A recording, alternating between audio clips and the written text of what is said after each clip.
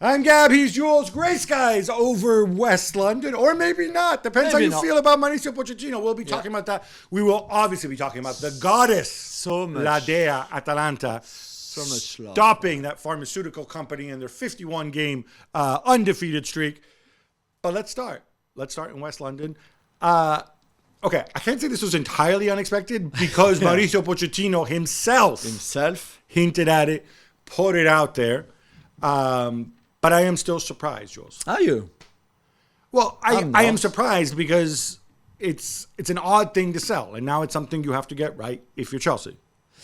Yeah, but from the moment where they were clearly not on the same page, they were clearly not going the same direction, they clearly wanted different things as a manager and as a club via owners and via sporting directors in terms of your recruitment, how you deal with your own squad, so who you sell, who you keep, even going down to getting a set-piece coach, which Pochettino didn't want, but the club wanted.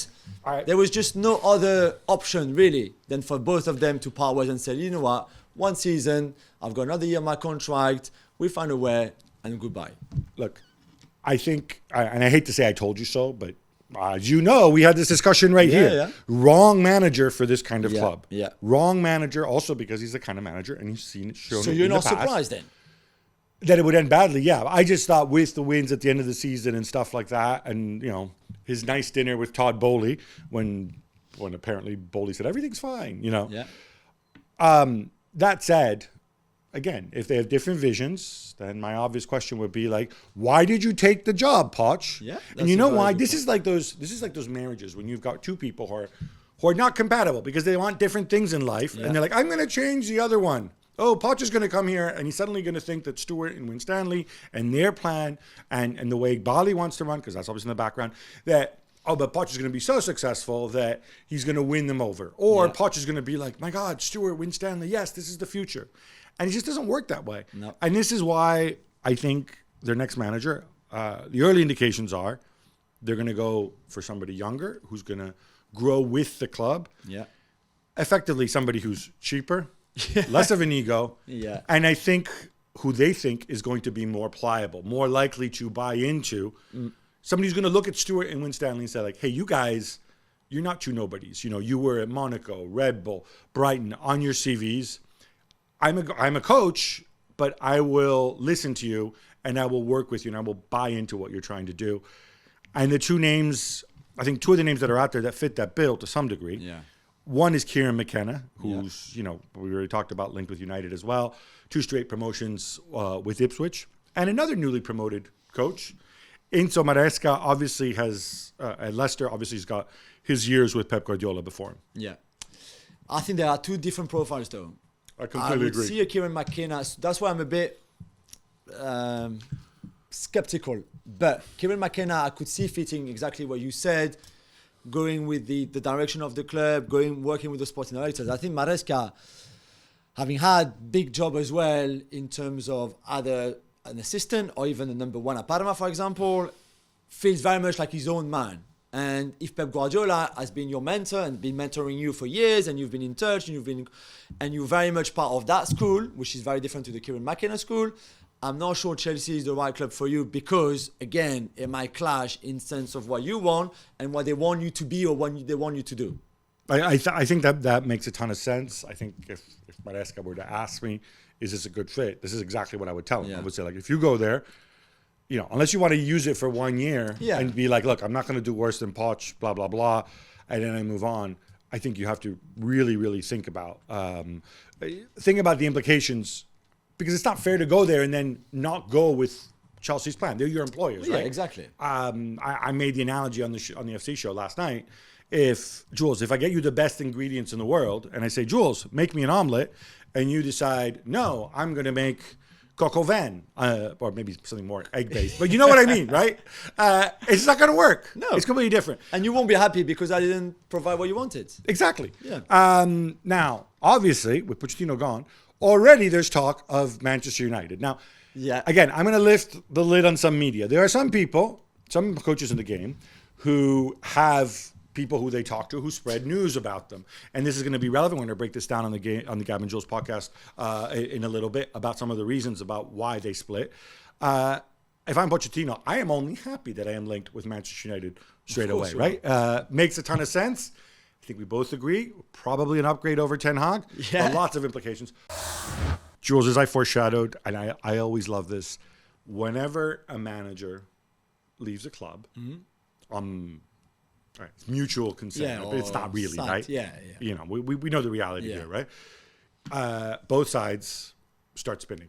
Yeah. And what I've seen in our industry, many of our former colleagues, maybe they get paid more in PR, I don't know, right? They get hired not just by clubs, they get hired by agents, they get hired by coaches, and they say, this is what happens. This is why when you pick up the we wouldn't pick up the papers anymore, but when you scroll to your favorite website, you will see all the same stories and all the same anecdotes, and it's going to be Pochettino didn't think Enzo was right as a 6 or as an 8. Yeah. Caicedo, he's not physical enough. I don't want to sell Conor Gallagher.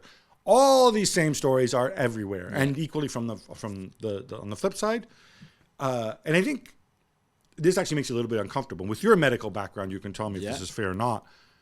This idea that Jesus Perez, who's the guy with the little JP, who's always by his side, he's kind of like the he's kind of like Pochettino's Jason Tyndall. Yeah, right? He's his first assistant. That's right. He works them too hard in training, so they always get hurt, which I think is kind of like really, really hokey. Surely it's more complicated than that. Far more complicated. What do you make of the versions, the conventional wisdom that's out there? That Pochettino wanted signings, he didn't like some of the players who were there, and so on. Yeah? And we know that. We knew that before. He said that in January he wanted a number 9, he wanted this, he wanted that, knowing too well that it was not going to happen, it was not going to be possible. They were never going to spend more money after the last 3 transfer windows. I guess, let's go back to this, right? And this is part of the reason why Poch is no longer there and why I think he was wrong for the club. If you come out in January and you say, I want a number 9, and then Broja leaves, and you knew they weren't going to sign another 9. Yeah. I knew they weren't going to sign another 9. You knew the club presumably told you, Poch, no, we got Nico Jackson. We're going to find other solutions. We're not going to spend money on another center forward. Why would you come out and say it? Because I think you defend your image. So there's a malaise. We know that we've known there's been malaise from the beginning, pretty much. People have told us. You could hear those kind of allegations, and people talk a lot off the record. The team was not. The team was not doing well. We kept saying there's no improvement. Poch is not. This is not working, right? Okay. Towards the end, it worked a little bit better. There was the League Cup final. There was an FA Cup semi-final or quarter-final, whatever. Okay. Semi-final. Okay, maybe. But overall, it was still not good enough. Even if they finished 6th, it was a tough season. But if you're Poch, in a way, you defend yourself. You're not happy there. You know this is not going to go anywhere, really. So you came out as much as you could with those punchlines almost. I want this. This is not my team, by the way, which is quite a strong thing to say from a manager of a top club like that, which is what he said a month ago. No, don't say this is my team. This is not my team. This is the club's team. As in, like, these are not my players. I didn't choose them. I don't want some of them. I want others that never came. I don't have a problem with you being honest, but then be straight up and from day one. And I wish people did this. I'm assuming Lawrence, I know for a fact that Stuart and Paul Winstanley can actually speak, and they have voices and voice boxes and brains, because I've heard them both speak. I would say, listen, when they take the job, I say, listen, I'm on board with your project. These guys pick the players, which is generally kind of normal, right? We have these young players, we're going to grow. Let's do a press conference together. Let's have these guys come out and say, this is our job. We provide the ingredients, and Poch makes the omelet. And that way, it's very clear that if Robert Sanchez is terrible, to the point that he feels he has to drop him for Georgia Petrovic, that's fine. Then, hey, they made a bad call with the goalkeeper, right? Yeah. And it's not on Poch. Yeah. Rather than this my guy, your guy. True. It always messes everything up. It's okay. This looks bad on Poch as well, right? Even if it's mutual consent, of course for him it does. To leave after a year, it looks bad on him. So in his camp, they're trying to spin this around to say, like, look, he's still a great coach. Big clubs still want him. This was not really his fault if things didn't go well, because the club went one direction, and there must have been some miscommunication at the start, right? When they hired him and when he said yes. Because it's funny somebody lies to someone else. You mentioned the words miscommunication, right? So Poch has people who represent him, who advise him. Poch himself has been around the block. He's 52 years old. He's not a child. Yeah. presumably he sat down, not just with Winstanley and Stewart, but also with Bowley and also with Igbali and maybe even Jose Feliciano if he was around, right? And guys, if you do this, you have to speak clearly to each other. Yeah. There's no excuse for miscommunication. When there is miscommunication, I think there's passing the buck from both sides. Yeah. And I think, I've said, like, if I had to give Poch a letter grade this season, I would have given him an incomplete because of all the injuries he had, which is a freak amount. Yeah, it's true. But I would want him to produce straight away. If the issue, though, is vision, guys, you should have had this sorted beforehand. Yeah. You should have known what you went into. You, Bowley and Igbali, should have read Poch better when he came in because he has a history. There's a history there at Paris Saint-Germain, at Spurs, even at Southampton, of Pochettino behaving like this. He's like, does well. He's like, and I'm the boss. Yeah, I want control. But to be fair, he developed this Spurs team with young players. So I can get the idea at the beginning, right? Of, listen, we've got this great young squad with talent, with a bit of experience as well. Okay, there's too many players. Some are maybe not ready yet. But could you make them into a proper team? A bit like what he did at Spurs, really, the first few years. Except that this time, I think the whole environment was very different. And at Spurs, they didn't spend any money for him, right? For 18 months, he didn't have any new signing at the end, point. So he'd been in an environment where he would ask for something and the answer was no. It's just that and he should have been prepared. But I think a lot of these coaches... He has changed as well from that time. He has. And a lot of coaches have egos. A lot of coaches say, in the end, the owners, they're big softies. They want to win. They're competitive people. When I show them we're close and then I say, hey, we asked for another forward or whatever, then they break down and they do that. And I think, again, that's another misreading in the situation. I think that might have been true of Bowley, in the first year when they were there, when they were making some impulsive things because Tuchel asked them, whatever. For better or worse, Chelsea have gone down this road. The worst thing that people talk about stability, Bowley talked about stability. The worst thing you can do once you've committed these enormous resources to all these young players is to then change direction all of a sudden. You can't. You have to see this process out. Yeah. You have to try to make it work. Some of those players are very good. Some of those players are good, but they paid way too much for them. Yeah. And I'm not just talking about Caicedo and Enzo. Some of these players get injured. Maybe it's a medical thing. I mean, I'd like to see Romeo Lavia play professional football one day. Yeah, and Wesley Fofana as well. That guy, I think we can park for a while. But just given how unlucky he's been with injuries. But you can't deviate from that. The worst thing they could do now is think, Tuchel or Mourinho or whatever, right? So we agree on that part. Yeah, so get the right manager that will just adhere to the idea and to the philosophy. Now, two things bubbling in the background. One, I don't want to go too far into boardroom things, but I think there's enough suggestions out there and evidence. I've spoken to people as well. Todd Bowley and the Clear Lake duo of Igbali and Feliciano do not see eye to eye, right? We've seen Bowley stepping back. I don't think it's a bad thing that Bowley steps back because, as you know, and I've really crucified him every time. Every time he talks, when he pretends he owns the Dodgers and whatever, blah, blah, blah, rather than being a part owner, he says all these things which reflect poorly on him and reflect poorly on the club. Yeah. Igbali hasn't spoken as much. They seem to be at odds. I think ultimately there's much more financial might with Igbali and Feliciano. Mm-hmm. And so I think Bowley might either retain a minority. Well, he has a minority now, but he will sort of fade in the background, maybe sell part of his stake or all of his stake or whatever. Certainly he's not going to be visible, but I think there has to be somebody visible, maybe it will be Igbali, who the fans can at least say there's a counterweight to whoever comes in and manages. Because I always say this, there has to be somebody else. You can't just put everything on a manager, especially if you end up with a Kieran McKenna or an Enzo Maresca. I think that's critical. The other big thing, Jules, is money, is the profit and sustainability rules. Can Chelsea balance the books? There's one deadline, June 30th. Yeah. We've said if they'll get money for Lewis Hall, they probably sell Ian Maatsen, I assume. So they may not get the money they want for Ian Maatsen. No, but they will get some good money. I think they'll be okay with that, maybe. But again, it's not going to be a summer where they spend a ton of money. Unless they sell. Again, unless they sell more than just Maatsen and Hall, who are on loan to club that would probably trigger the buyout clause. So it's always the same. Kieran McKenna, whoever's coming in, might be happy with the squad as it is. But if he wants a number 9, be ready to sell a Conor Gallagher for 40 million or something like that. A Travis Chalobah for 25. And then with the 65 that you get, you go and sign Vlahovic or whatever. Or you find a way for getting rid of Lukaku and get somebody instead. But there will be no new signings unless there's a departure, like proper departures, I think. I agree. That's going to be huge. And bear also in mind, and we remind everybody of this, when it comes to selling players, amortization comes into it. Yeah. So if I signed, I don't remember how much they spent on Madueke, but let's say I bought 35 million. 35 billion sounds about right. Yeah. I'm assuming it's probably that 6 or 7 year contract, but they have to spread it over 5 years anyway.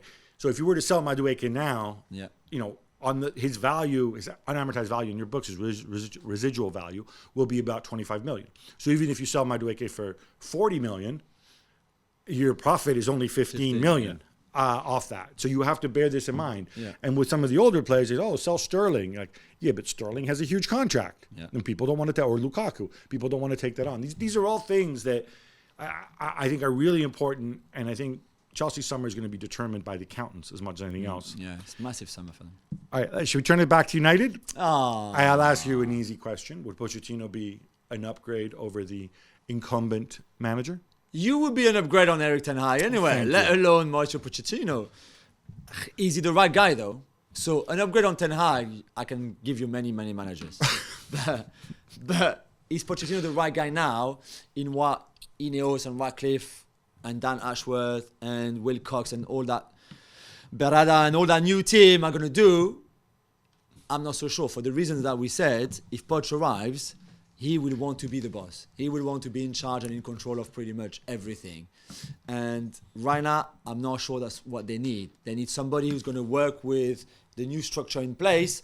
They're going to be open to their ideas as much as bringing his own idea.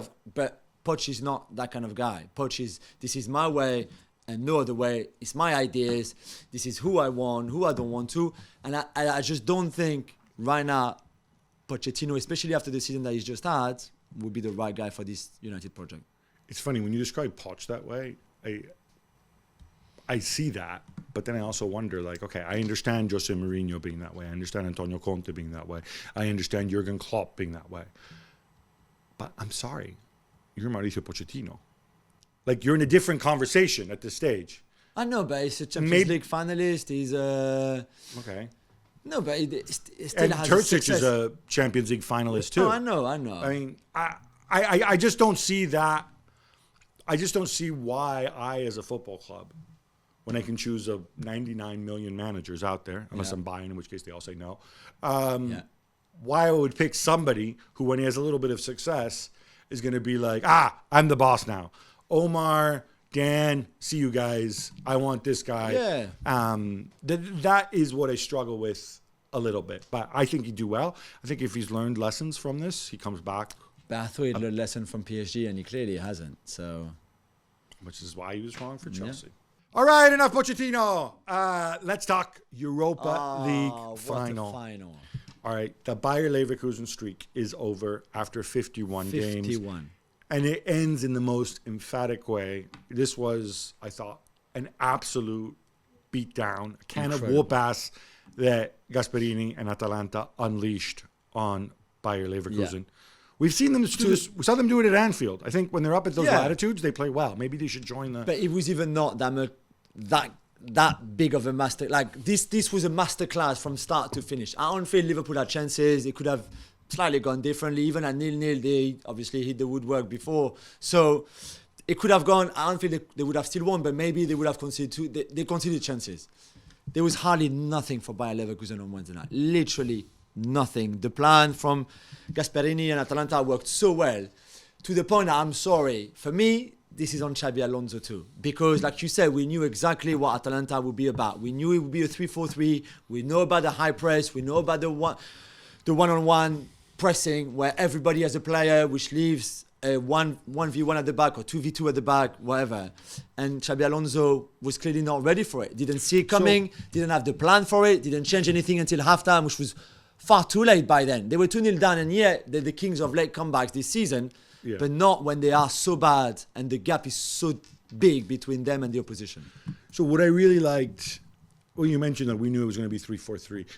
Atalanta don't always play this way. No, right? but they have many different ways of playing. A little bit like Bayer Leverkusen, actually. They're much more multidimensional. Obviously, you have to be prepared for this. What I don't think they were prepared for, and I give credit to Gasperini on this, is when they do 3-4-3, it's one thing you have Scamacca, De Ketelaere with Cope Miners. This one, they added Lukman as well. Yeah. And they moved Cope Miners deeper. I mean, that is a really, really gutsy move when you're playing in your first ever final. And how Xabi Alonso didn't even anticipate that, counter it.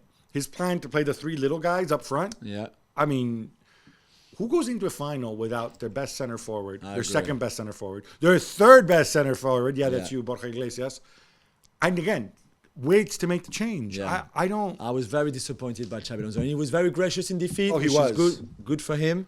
But he'll come back better. Yeah. But you remember when I said to you maybe 2 or 3 shows ago when I said, okay, if they go unbeaten the whole season and they win the league, the Europa League and the German Cup, is this the greatest season ever? And you say, oh, we'll see. We'll have a look at who they faced this season, who they played against, and if really this compares with, I don't know, the City treble or the United treble or the Guardiola treble, etc., etc. And yesterday I looked at the teams they played against. I'm glad you did it because I didn't want to be mean. No, I know. And it's taking nothing away from the incredible Bundesliga season that they had. Right. Amazing, even if you can look at Leipzig and Dortmund and Bayern and maybe not the best versions of themselves, but amazing. But in Europe, certainly, they struggled against Karabakh and they were very lucky to go through in the quarterfinals. Okay, then they played Marseille, or in the last 16, then they played Marseille at some point. But even the first leg at the Velodrome, they were not that. That was Atalanta. They were not that great, Atalanta. But for Bayer Leverkusen against Karabakh, they struggled. And really, they were nearly knocked out by Roma as well. Yeah, and this is really the best team that they've played in Europe, certainly all season. And look what happened. Yeah, I think it is a bit of a definitely a bit of a wake up call. What I find remarkable about Atalanta as a club is obviously Gasperini rightly gets a lot of credit. As you know, I'm not a big fan of his as a person. Yeah, the personality. But there's no arguing with the job he's done. And I also want to give a shout out to the owners, the Percassi family and Steven Pagliuca, to all these funds, American private equity types who come in. There's a right way to do it. And what they did there is they came in, they bought a chunk of the club, they teamed up 50-50 with a local family that's very invested in the club and had run the club very well. Yeah.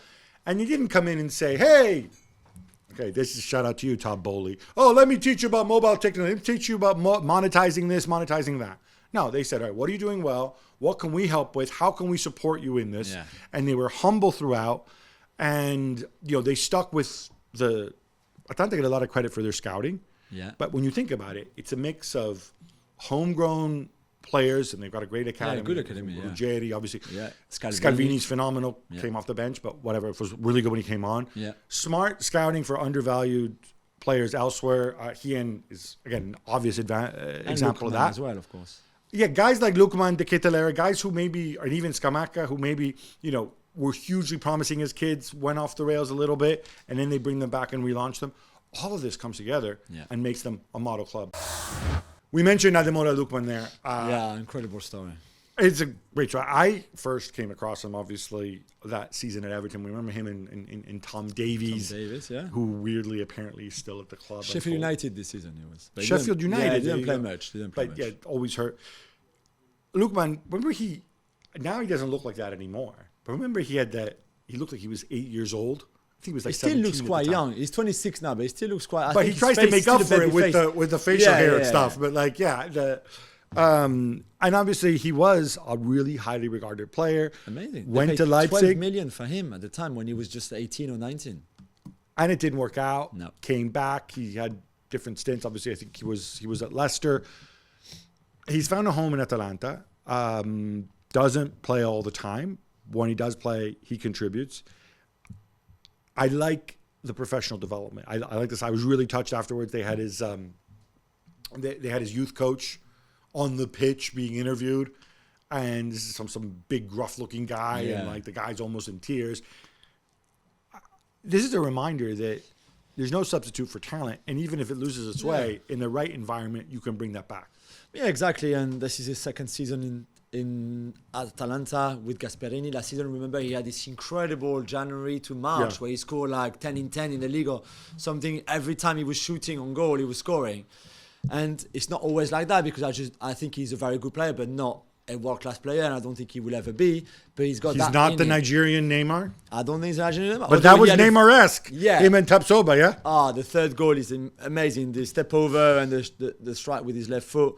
He had a very good AFCON with Nigeria, by the way. In a very defensive Nigerian team. He was very good with 3 goals and 1 assist all the way to the final. So, amazing talent. And to see him score 3 goals in a European Cup final, which, by the way, has not happened often in the history of the game.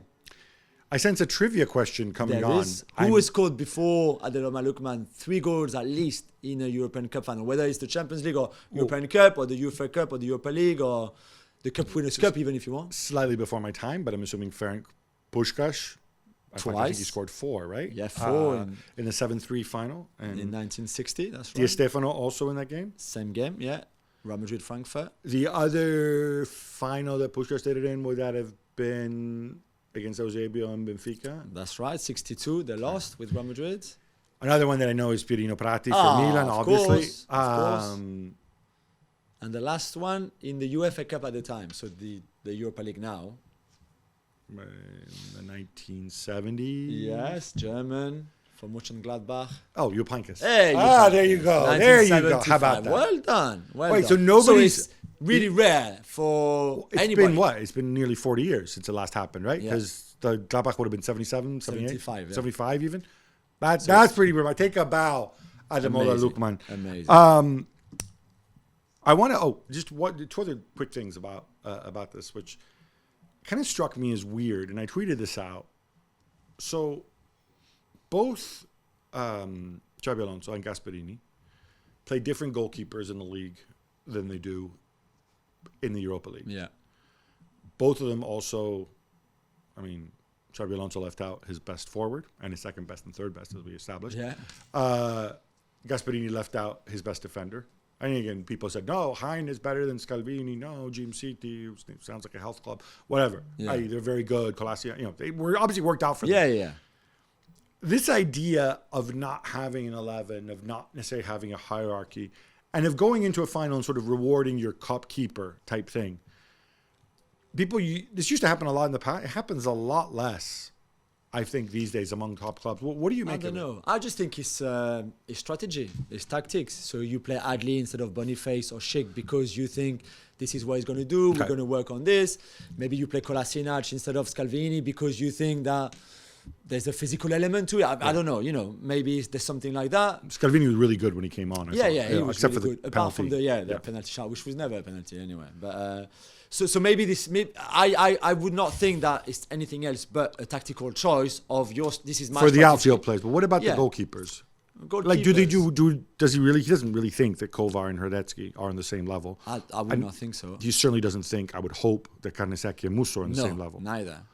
So the goalkeepers is more interesting, I think, than the outfield players. Where again, I think it's only down to tactics and strategy. For goalkeepers, and to be fair, if they did well in their campaign from the start. So there's no reason to replace them, for the final or for the semi-final. I was just more disappointed, I think, by Leverkusen overall. I don't think Wirtz was fully fit, 100% fit.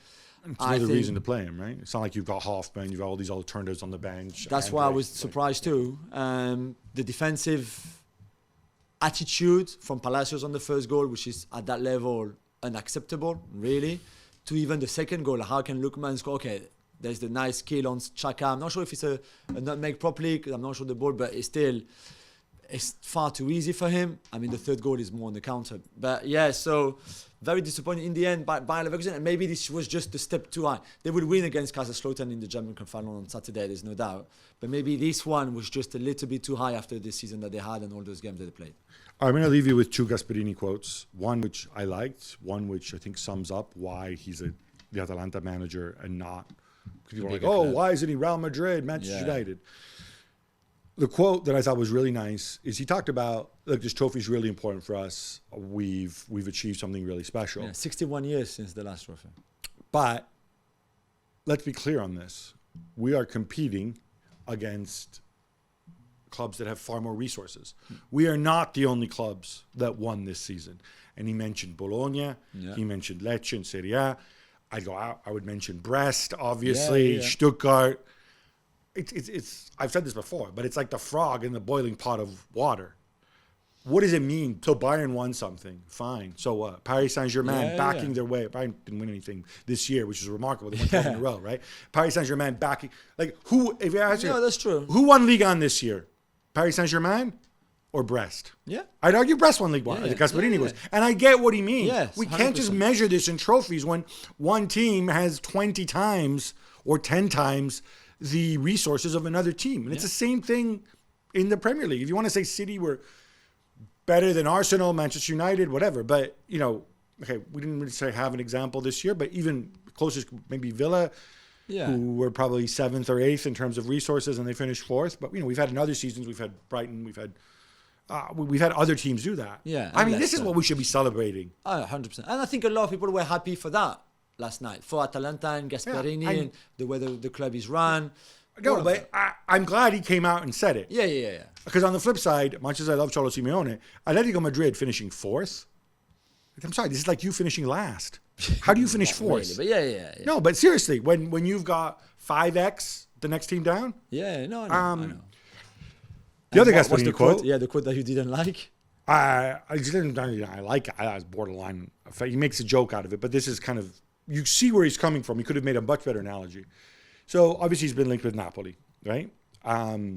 Which I think would be a disastrous appointment. Yeah. Just simply because Gasperini can exist with his foibles and personality in a nurturing environment where people know how to handle him. You imagine him in Naples. Oh my God. With De Laurentiis. Oh. I mean, I would love to see it. I would love the documentary. Yeah, it's a popcorn. I mean, yeah. It's just, but would be just disastrous, I think, as Antonio Conte landing there, but whatever. Yeah. But, obviously he's interested, he's asked about moving clubs and whatever.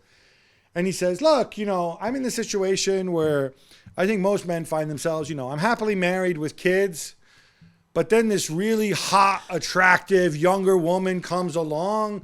And of course you're going to be tempted. And you might even choose to pursue. And I'm like, and then the studios are like, all right, stop right there. Was just like, you're taking this in a totally wrong direction. And I think, I get what you're saying. But this is, when you speak like this, because you think it's normal, even if you're being honest, maybe. It's not the first time. It's not, doesn't reflect well on you. You're not going to get these kinds of jobs. And I think that's why he's still there. And look, long may he thrive there. Yeah. All right, enough Europa League. How about some quick hits? Let's go, guys. After getting 9 dankes from an estimated 99 different managers, it looks like Bayern Munich may have found their new boss. And it's our boy, Vincent Kompany. Wow. Jules, he just got relegated with Burnley. Bold or bonkers? I think a bit of both, Gab. I really do, because we love him. He's a guy, there's a lot of things going for him. One, that he's a very promising young manager. Two, that he used to play in Germany a long time ago. He speaks Flemish, so the language won't be a problem, which I think is very important for Bayern, that you speak the language. I think he feels ready for a jump like that, even if it's a big jump between Burnley and Bayern Munich.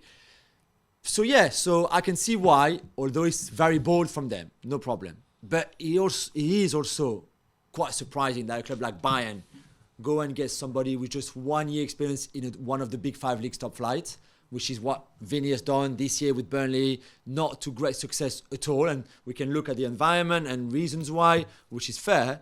But it's still really rare for a club like Bayern to go and take a gamble, because this is still a gamble.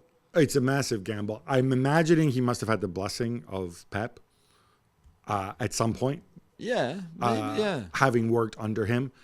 I also think when you speak to him, I think people can easily be seduced by Vincent Kompany because he speaks very well. He says the right things. He's got a good sense of the managerial side as well, like in terms of like upper management rather than just coaching, given his time at Anderlecht. It is very left field, but he plays the kind of football that they want to see, right? That's what Burnley did successfully coming up, and obviously that's what they struggle to do in the Premier League this year. But again, I think it's because, much as I love Luca Coglioscio, the pride of Darien or wherever he's from in Connecticut, like I don't. I know. It's not the same thing as the York signing. True. I'm not just sure how he will handle the dressing room, Bayern as a club, Julien, people like that. It's a very different environment than anything he's known before. I think he knows how to talk to big egos and powerful people. I think We'll that part, and I think there's a humility to him. I think the issue might be more on the football side, possibly. We'll see. And Gab, there's also continued confusion over whether Xavi is going to stay at Barcelona next season or not. And some are even liking Hansi Flick to the job to replace him. Yeah, that was Diario Sport in Barcelona, but again, those are Catalan follies. That was all denied. There was a meeting. Oh, Flick is meeting Laporta in London. Laporta apparently has pneumonia. Get well soon, Johan. So obviously that never happened. But the reality is Xavi doesn't know if he's coming or staying. And this is embarrassing. This is not how you treat Xavi. The guy came out, went out on a limb, said he's going to leave, citing his family, the environment, blah, blah, blah. And they said, fine. Then they go on a run of good games. And then they're all like, oh, no, Xavi, please stay, please stay. And then it seems he's going to stay. But then he gives an interview before Almeria where he says, oh, look, this club, it's going to be really difficult next season. Because it will be. It will be because despite what Laporta thinks, the numbers are there for everybody to see. You're under severe financial restrictions. You will probably have to sell before you can buy. There's a lot of things you have to do. So this guy is simply speaking the truth. But, Laporta's one of those guys who just wants everybody to be eternally optimistic all the time. And, and apparently this is why then they delayed the meeting that they were going to have. Yeah. Presumably they'll speak before Sevilla, the final game of the season. I don't think Hansi Flick is going there. It's possible, but if you're Hansi Flick, why would you go there in those situations? More like a Rafa Marquez kind of type. Yeah, Rafa Marquez, who's in-house, who doesn't cost a lot of money. And let's face it, who's, with all due respect, Rafa Marquez, right? So if you say jump, he says how high. Toni Kroos won't be back at Real Madrid next season. He won't be back anywhere. In fact, he's retiring after the Euros. Jules, your thoughts? And do you think Luka Modric will be on his way too? I think Modric might get another year as a part-time player, which is what he is, really, to be honest. Didn't really enjoy last year being part-time. But he might just want to stick around just one more year. For Kroos, one of the greatest midfielders of his generation, there's no doubt. I struggle a little bit because I still think he's not far from his best and from his peak. This is a very good season that he's had. He's going to go to the Euros with Germany. I think he could easily have played another 2 or 3 years. Maybe not at this kind of level, but still at a very good level. And I'm just sad because I don't think anyone should retire when they're still very close to their best, which is, in my eyes, why he still is now. So I'm sure he's got his reasons. He clearly feels that it's time to go, but I would have loved him to stick around a little bit longer. I think if Modric leaves too, I think actually, I don't know this for a fact, but I wouldn't be surprised if the contract extensions they were offered, both Modric and Kroos, those are two of the top 3 highest paid players at Real Madrid. Yeah. I wouldn't be surprised if the contract offers that they're offered involve massive cuts because Real Madrid, who've been profitable since 2003, really do mind the numbers, right? Yeah. And they're going to have to give all this money to your pal Mbappe. And I also think they have to do some serious investment in the squad. Yeah. Nacho's gone too, so they're going to pick up another center back. Right back. Vasquez and Dani Carvajal are 32 and 33 respectively. Ferland Mendy's got a year left on his contract, and they're not going to extend him because he's Ferland Mendy. So they'll bring somebody else in. And if these guys leave, they'll have to probably bring in another midfielder. So I think it's going to be a big summer at the Bernabeu. Yeah. Inter Milan have new owners after the Zhang family failed to repay, as we mentioned last time, their 375 million euro loan from Oaktree Capital. So, Gab, that means that Oaktree Capital are now the new owners, right? Yeah, it means they take over the 68% stake that the Zhang family had. People have asked, what about the debt, financial fair play? It's nothing to do with it. Yeah. This is simply the Suning basically borrowed this money from Oaktree. And they put it into the club as equity, hoping that they could either sell the club to somebody or refinance a loan somehow, or maybe Inter would make money and then they could pay the loan back. They did not put the loan on the club the way, for example, the Glazers did back in the day. So from that part, not much is going to change. Obviously, Oaktree Capital, this is a fund. They've got investors. They want to make money. So I think they're going to be quite disciplined in the way they do it. They'll be looking to either grow the enterprise value of the club or try to make a return. Inter's still losing money, although the books are getting better every year. I don't think they're just going to, sell everybody and just shut the club down and asset strip. The idea is to make that. the club more profitable and then sell it for You would think money, that right? would be the idea, a little bit like what Elliot did Yeah. at Milan. The difference is that when Elliot took over Milan, it was an absolute mess. Yeah. Inter are in a much better place right now. Former French handball star Faiza Lamari, who also happens to be Kylian Mbappe's mom, had something to say about where her son will play next season. That's right. On Monday night, there was a big farewell party in this really posh Italian restaurant. In Not Paris. hosted by Paris Saint-Germain. Presumably was Nasser not there. He was invited, but could not make it. But there was a lot of people from the club. He's got a lot of stuff to do now. There's a lot of people from the club who were there. President Macron was also invited, could not make it. There's kind of a crisis in Nouvelle-Calédonie right now, so he's got other things to do. But loads of people turned up, 200 people around, 200 guests, a lot of the current players, a bit of staff. No Luis Enrique either, by the way. And when she left just before midnight, and we asked Faiza, like, where is he going to go? She said, well, you know already. Everybody knows. And we all know. It's just the worst kept secret in the history of the game, I guess, that he's going to Real Madrid. It's just a matter of days now before it's announced. Shocking. Arne Slot, another secret, has been officially confirmed as coach of Liverpool, Gabby. He won't be Jurgen Klopp's replacement, though. You put that very nicely on the quickies. He will be his successor. Exactly. Oh, and this that's is just beautiful. to temper the situation. I think it's interesting. And this is another situation where they've come back and they have a very strong sporting director set up, right? Michael Edwards has returned. Julian Ward's returned. Well. Yeah. And obviously they've brought in Richard Hughes as technical director. So this is something where you're going to have to work with them. You're going to have to find the right balance. I would hope Arne Slot can do that. But this is going to be pretty critical. And more coaches have to get used to working in this way. Sticking with Liverpool, Mohamed Salah has 1 year left on his contract, and some see him dropping hints that he wants to stay beyond that. He wrote this lovely message on social media when he said, sorry, we could not have the end of the season that we wanted or something like that. But next season, we're going to fight again to go and win every trophy, every this, every that. Is that bad news, actually? Because it means you can't sell him to Saudi for $100 million? Well, I don't know. No, things can still change. That doesn't guarantee you 100% that he will be there next season. I think if he wants to stay, he's going to stay and walk as a free agent. I think he will stay if Arne Slot wants him to stay. Yeah. That's all. This was back on Monday night, but great game between Bologna and Juventus, Gab, with Bologna being 3-0 up, and then Juventus coming back. Yeah, and I mean, it's not just Bologna 3-0 up. It's Bologna 3-0 up, wiping the floor with Juventus. Juventus coached by really impressive. Paulo Montero, of course, who replaced Max Allegri, who we'll see how that turns out in terms of compensation and whatever. Your boy Calafiori scoring with his weaker right foot. I mean, his second goal is just brilliant. It's 3-0. They're absolutely flying. And then what happens? Mistakes at the back, and Juve come back to 3-3. I don't know. Obviously, Bologna coached by Thiago Motta. There's a lot of suggestions. There's a 3-year contract for him at Juve on the table. I think that'll be an interesting one to watch. I don't know what you read into the collapse, but I think certainly some players said, like, hey, let's impress the new boss. Manchester City play Manchester United in the FA Cup final on Saturday. Jules, I read a headline suggesting it was something like this: Erik ten Hag boosted by the return of Mason Mount, Anthony Martial, and Victor Lindelof to full training. Apparently they've been training this week. Yeah. That moves the needle tremendously, right? Massively, yeah. What a great boost. I would love boosts like that every day. What a great news. Sorry, why is Martial even bothering? I don't know. Why He's Lindelof? What's going on with Lindelof and Mount presumably are going to be at the club next year, I'm assuming. Yeah. Martial's not going to do that voodoo hex and convince Dan Ashworth to give him a new deal, right? That's very true. It doesn't change anything. Doesn't mean anything. I don't think either of them will start that final. Okay, maybe that means on the bench you don't have just kids.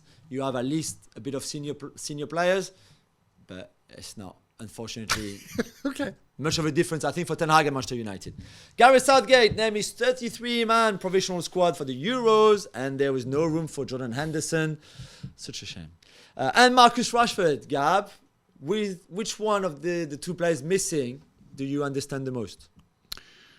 Well, Jordan Henderson is the one that surprised me more. Really? I think this is well, first of all, they kind of both surprised me because I take a step back, and if I'm Gareth Southgate, all right, you guys both had crappy seasons. Yeah. One is Manchester United's always a zoo, especially this year. Poor Jordan, Saudi, come back, Ajax doesn't work. I want to see you up close. I want to see you up close because But he Marcus, did. You went to see him in Amsterdam. He followed him in Amsterdam. He I want to followed see them him closely. train. You can bring 33 guys. Some people brought 40 guys, right? Instead of bringing, I mean, some of these youngsters he brought, I'm pretty sure, are not going to be going to the Euros. I don't think it would have killed him to bring Jordan Henderson. I'm surprised. But what for? I don't understand. I'm not saying he should have done train. it. I'm saying since we know Gareth Southgate's mentality, picking Harry Maguire in perpetuity when he's not playing for his club, for example, I'm surprised he didn't bring Henderson. That's all I'm saying. Also because in Henderson's case specifically, that's a position where I think England have issues. Once you get past Declan Rice and Jude Bellingham in central midfield, you get into a world of Conor Gallagher's and Kobe Menu, who's 18 years old, right? Yeah. So that I find surprising. Rashford, again, I would have thought at least bring him to the camp, take a look at him, see if you can figure out how the guy goes from 17 goals, league goals a year ago to 8 this year. But at least in Rashford's position, you've got more alternatives. But I just think they are better players than them too. So why would you take them? You certainly don't you're need not taking them to Euros. You're taking them to you training don't need camp. to, but you don't need to see them at training. Well, you've seen them train for the last 5 years or so. What would you want him So to? you can assess their condition I now. don't think it's a problem with condition. It's just they haven't been good enough, and they're not good enough now to make the squad. There's better players. The only one thing is experience, maybe. But there's other players who have a lot of in experience central as well. midfield. No, I know your love for experience in general. No, but let's go back to camp. specifically Henderson on the central midfield piece, right? But Anderson should never be playing in the Euros. I don't have the list of players in front of me, so I'm going to go from memory, right? Yeah. But, okay, Declan Rice and Jude Bellingham, untouchable, right? Yeah. You know that because he's Mr. Conservative, he will likely play 3 central midfielders. But even if he doesn't, you need at least 4 central midfielders, right? Who can do that. And that's assuming you play Bellingham further back, which I don't know that he will since he hasn't played there all season for Real Madrid. You're talking about 18-year Kobbie Mainoo. He's got Wharton. He's got Conor Gallagher. Yeah. I mean, Wharton's also a kid, right? Yeah, Wharton is not going to go. Okay, Wharton's not going to go. So Wharton's just there for so those 4 are spits and there. giggles, Gallagher, right? Mainoo, Bellingham, and Rice. I think that's a big ask of Kobbie Mainoo. And I know your opinion on Conor Gallagher, who, by the way, Conor Gallagher for 10 minutes at the end of a game. I've got no problem. Most of the season, Conor Gallagher played as a 10, yeah? Yeah. Not in that role, as a Jude Bellingham. So that's why I'm a bit surprised that Henderson's not there. Well, yeah. But if it all makes sense to you, that's fine. He's just not good enough. Why would he take a player that is not good enough for the Euros level? He's not good enough even for this team. So because it's international football. Yeah. Right? You take the guys that you have. Some of them aren't going to be good enough because you can't simply go and buy players from other countries or naturalize them unless you're Qatar in the 1990s, right? I'm not the biggest fan of Southgate, but to be fair, on his squads, I kind of agree with him. I'm just surprised he didn't take another look at him, but whatever. Neymar was back in Saudi for the Tyson Fury Alexander Usyk fight. By the way, I didn't buy that fight. Okay. I just waited a couple hours and then, hey, look, it's all on YouTube. And that's all I needed. Good for you. Anyway, does this mean his recovery is going well and he'll be good to go for the start of next year's Saudi Pro League? He had a chat with Cristiano ringside. They didn't seem to have loads to say to each other, and it actually didn't last that long, the chat. But the injury is still bad, and Jorge Jesus said that he's not going to be back for the start of the new Saudi Pro League season come September, that they will have to wait, maybe not before November, so a full year out for Neymar. The recovery maybe not going that great, maybe all the traveling that he's been doing hasn't had before. I don't know. Yeah, that Neymar Cristiano. He turned 32 in February. That Neymar Cristiano conversation. I don't know, he looked a bit weird. I just can't imagine that the two would, other than the fact that both play football, I just can't imagine the two have anything at all in common. I don't know. I mean, they speak Portuguese at least, so it's not even if there was a language barrier, but yeah, I don't know. Claudio Ranieri has announced that he's retiring at the end of the season, which is this weekend, Gabby, the last game of the Serie A season. What do you make of it? Well, first of all, I believe it. If it actually happens. 72 years old. I could see him going off somewhere and then getting a call and then coming back. The guy wrote one of the greatest pages in sports history when he led Leicester City. Yeah. Obviously, I wrote a whole book about him, so I am fairly familiar with him. Some of the other things that he did, kind of before that, obviously at Chelsea when he was the Tinker Man, at Roma, for example, when, he he had this incredible idea when you've got a Roman guy who's also a Roma fan coaching Roma that creates a whole other list of problematics. And, he's the guy who dropped Totti for a derby in Roma. I mean, come on. Also coached Juventus after they got into a lot of trouble. Also at stints at Valencia and elsewhere. It's the Greek national team. Yeah, he was terrible. Not that. Look, he just loves doing this. And, you can like his football, you can not like his football. Most people agree he's a gentleman. And I think he's generally always behaved that way. Ajax are one step closer to getting a new manager. And hey, look, it's another Italian guy. Yeah. It's Nice's Francesco Farioli. Obviously not good enough for Manchester United. No, not good enough. I think a very young manager, of course, under the age of 40, with not much experience at the top level. This one season in Nice. Before that, he had 2 spells in Turkey.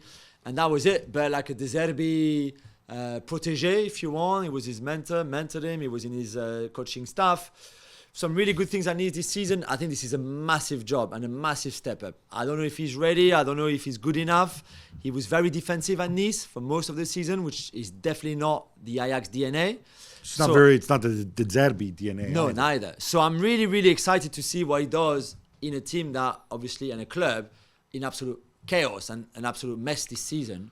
So good luck to Farioli, because I think this looks far, far more difficult than maybe just signing for Ajax on paper. Why did Nice let him go? Was it because he was so defensive, or is it because just Ineos totally lost interest? Nah, his job was to finish in European places, finish 5th, so they will go and play in the Europa League. It seems pretty left field for Ajax. Very much so. Very, very much so. Memphis Depay looks set to leave Atletico Madrid as a free agent. Gab, you're a big fan, of course, and he's still just 30 years old.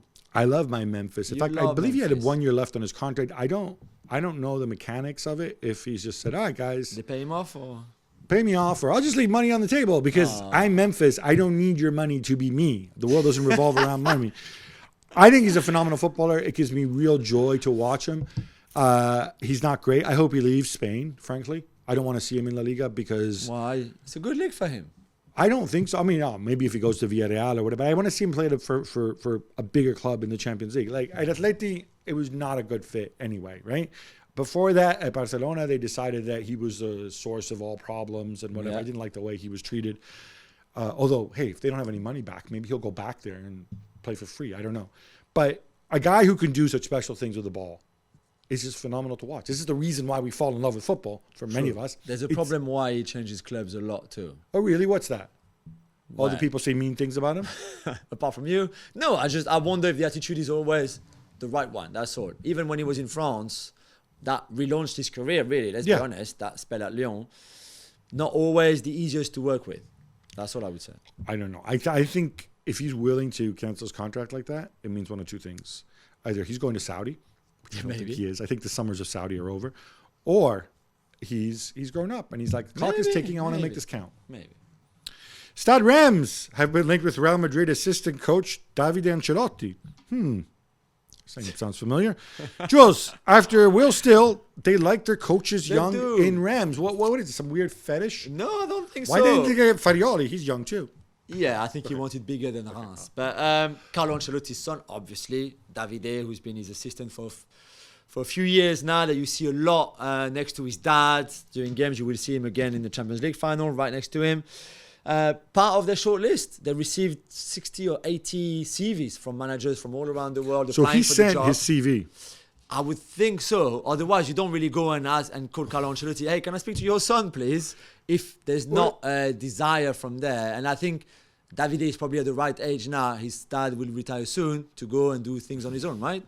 Yeah, like I don't have any inside info on this information. I just would have thought with Ancelotti sticking around another year that you wouldn't I don't want to say leave him in the lurch because Galacto's going to be fine. But if you have another season at Real Madrid or two or whatever until Galacto moves on, it's not going to hurt you. No, but maybe and you might learn more. Yeah, maybe. And you get to hang out with Kylian Mbappe. True. Maybe. True, that's true. Luciano Spalletti has released the provisional Italy squad for the Euros, and Nicolo Fagioli, or Nicky Beans, as it translates, is included. Are you surprised?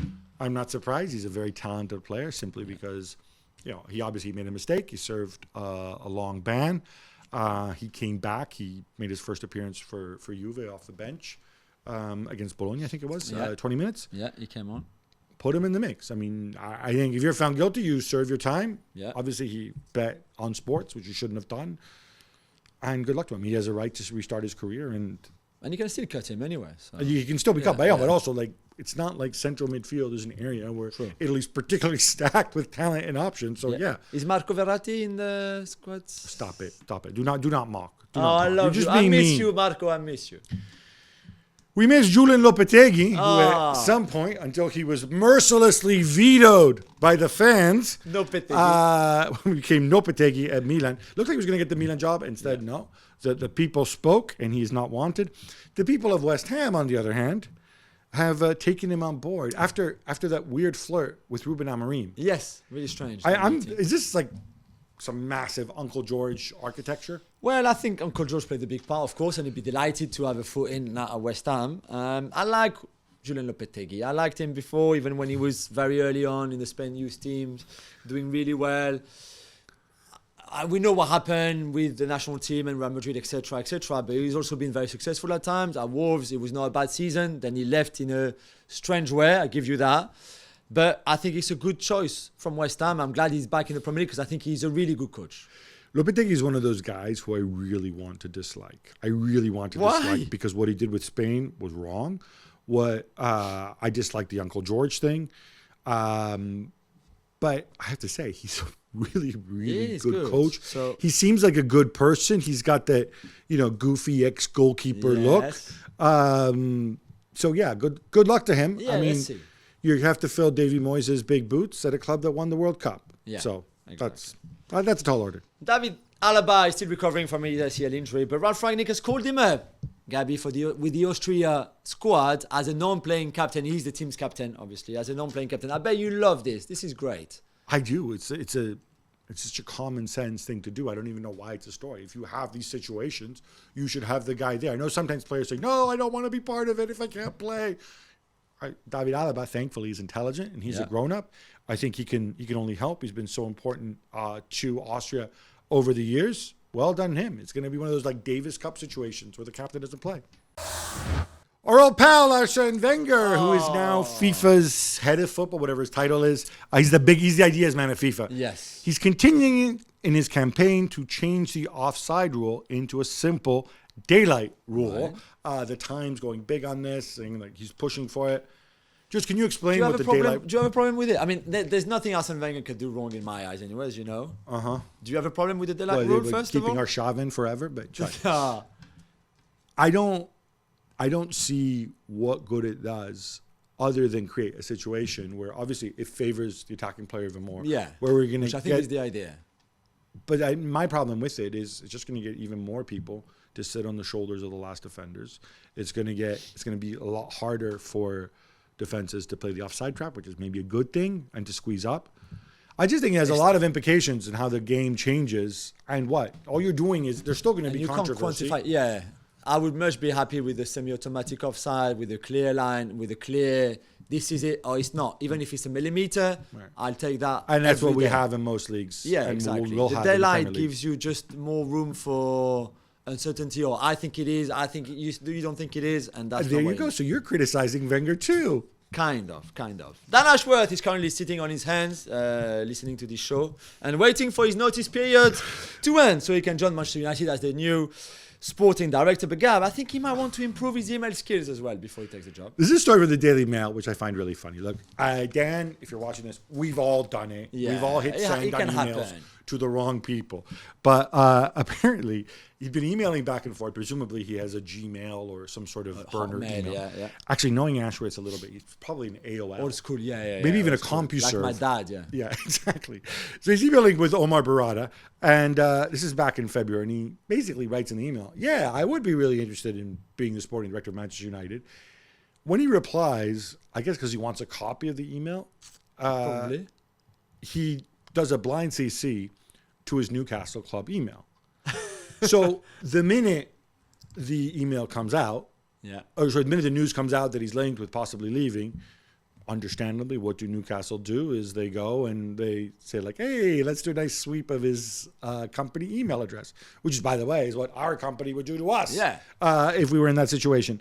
And sure enough, they find it. And I think this is playing a part. I mean, it's not the only thing in why it's taking so long to release them. So there's a lesson that Dan has taught us for everybody out there. Use those burner phones and use those burner email addresses in these situations. Jules, that brings us to an end.